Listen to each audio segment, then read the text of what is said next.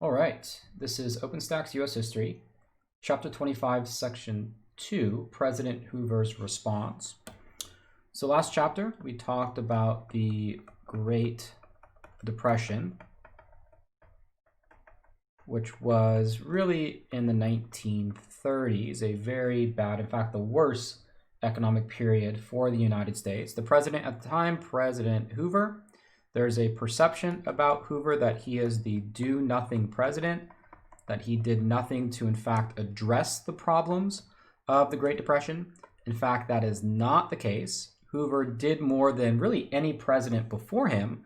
The problem was that much more was needed in order to solve the economic problem. So what was Hoover's initial reaction? Well, like we mentioned last section, Hoover had a knack for saying kind of the wrong things at the wrong time. In 1929, he had stated that the worst is behind us, which in fact wasn't the case. And his hesitance really to take action had a lot to do with his belief about American individualism. That is, individual hard work leads to success. And that there really should be no handouts. Because if you just give people stuff, well, that kind of defeats the incentive in order to work hard. So it's this belief that individual discipline, individual work ethic, that leads to success, which really is the barrier for which Hoover's unwilling to cross. And so, like I mentioned before, again, it's not that he didn't do anything, it's just he's really not willing to give handouts, especially to people, right? And that's kind of Hoover's position right here, right? No handouts directly to the people. And so initially he reacts in the way that you might think that he reacts.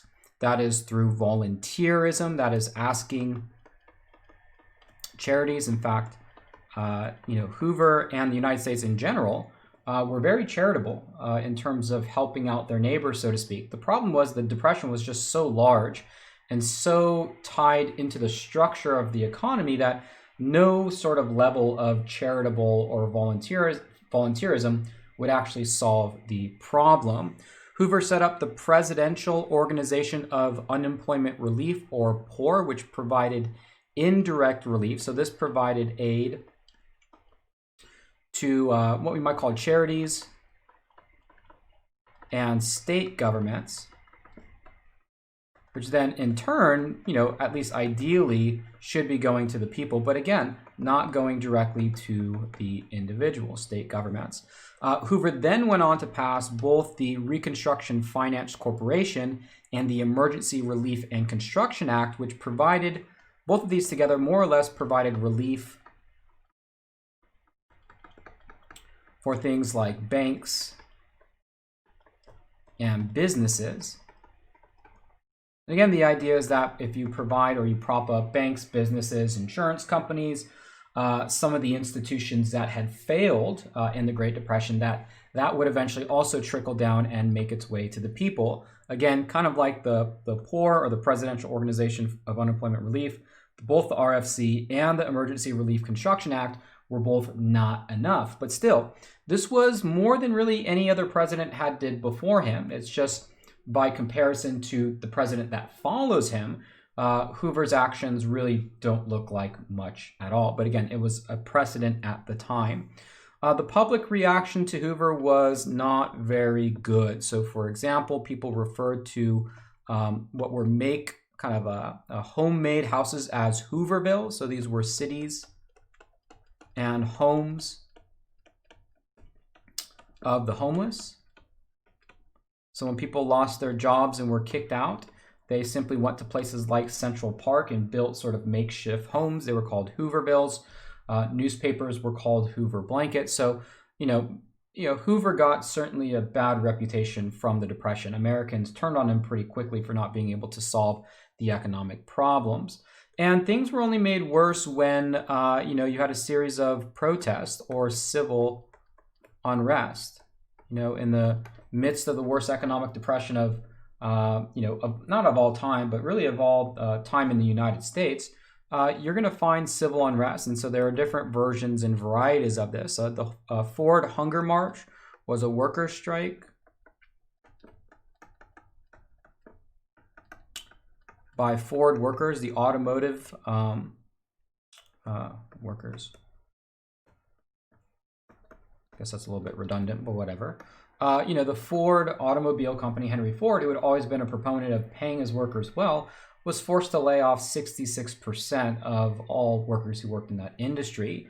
The Farm Holiday Association created what they called farm holidays. This was for farmers. Oops.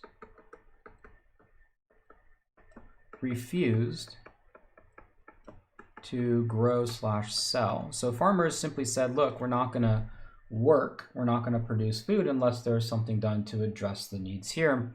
And perhaps the most infamous of instances of civil unrest was the Bonus Army. And the Bonus Army consisted of World War I veterans who marched to Washington, D.C.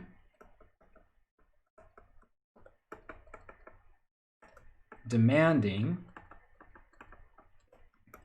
bonus pay. All right, so that's where the term Bonus Army comes from. Army because they were World War I veterans. Bonus because they were demanding bonus pay. World War I veterans were slotted to get extra payments or payments for their service in World War I, but it was scheduled to be paid off at a later date. So a lot of these, what were unemployed, right, World War I veterans, marched to Washington, D.C., demanded their bonus pay. Both the Senate and Hoover rejected this notion.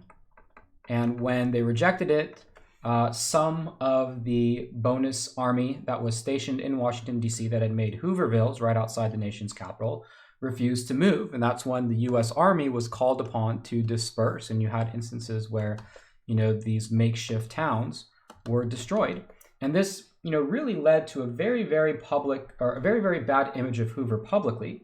You have to think, what sort of impression are Americans going to get when President Hoover is calling out the Army to run over World War I veterans with tanks? And that is, on top of everything Hoover's done bad already, this only makes Hoover even less popular in the eyes of Americans.